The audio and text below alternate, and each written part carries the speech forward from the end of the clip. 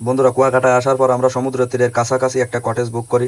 কটেজটিতে motorcycle রাখার খুব সুন্দর ব্যবস্থা ছিল, এই জন্য আমরা এখানে বুক করি। এখানে মোট দুইটা কটেজ ছিল একই এরিয়ার ভিতর। খুবই সুন্দর একটা পরিবেশ ছিল, উপরে সবুজে মোড়ানো একটা ছায়াযুক্ত জায়গা ছিল। এর জন্য আমাদের এইখানে পছন্দ হয় খুব। এখানে পরিবেশটা খুব সুন্দর ছিল। এই দুইটার মধ্যে আমরা সামনেরটা নিয়েছিলাম, পিছনেরটা আরেকজনরা নিয়েছিল। যাই হোক, আপনাদের দেখানোর জন্য ভিডিওটি করা।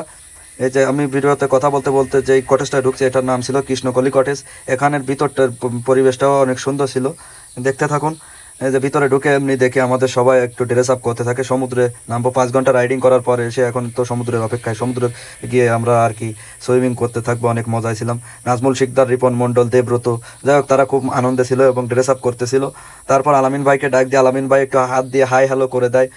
আমাদের এই রুমটা খুব সুন্দর ছিল, এসি রুম ছিল, খুবই সুন্দর। একটা বাথরুম ছিল, দুইটা বেডরুম ছিল।